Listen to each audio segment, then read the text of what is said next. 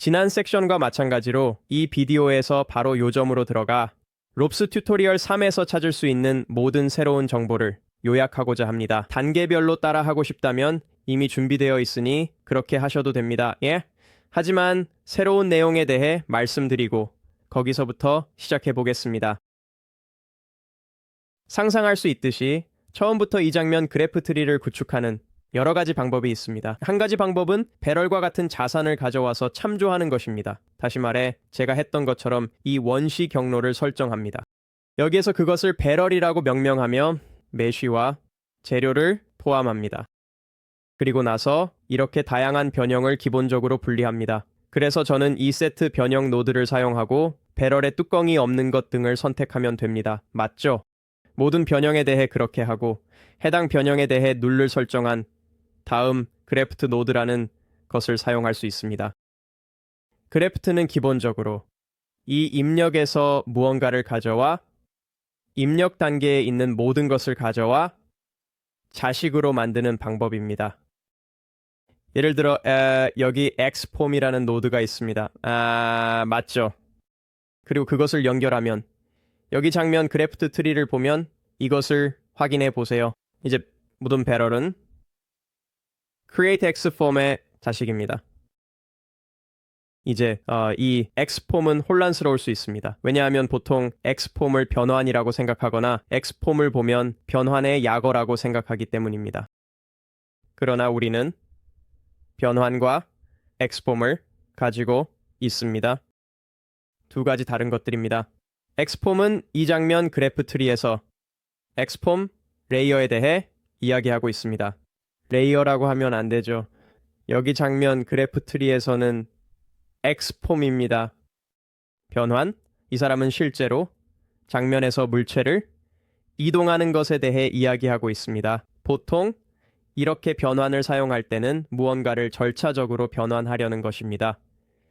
참고로 편집은 장면에서 핸들을 사용하여 무언가를 이동하려고 할 때 주로 사용됩니다.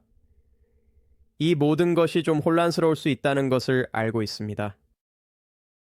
그래서 참고로 말씀드리자면 절반의 싸움은 단지 사물의 이름을 넘어서려고 하는 것입니다. 하지만 그것이 본질적으로 그래프가 하는 일입니다. 이제 이것을 확인해 보세요. 그래프 노드에서 원시 종류를 말할 수 있고 지금은 추가적인 x폼이 발생하고 있습니다. 그렇죠? 이 원시 유형을 보고 있다면요. 하지만 제가 그것을 변경할 수 있습니다. 아마도 이것들이 모두 그룹이어야 한다고 말할 수 있습니다. 그리고 보세요. 이제 종류가 그룹으로 변경되었습니다. 여기 아이콘도 그룹을 나타내도록 변경된 것을 알 수 있습니다. 그래서 다시 말하지만 이것들은 장면 그래프 경로를 구축할 수 있는 다양한 방법들입니다. 여기 제가 실제로 모든 것을 가져오는 방법이 있습니다. 저라면 이렇게 하지 않을 것입니다. 제가 할 일은 스테이지 매니저를 생성하는 것입니다. 그리고 제가 찾고 있는 것을 찾아서 드래그하여 가져올 것입니다.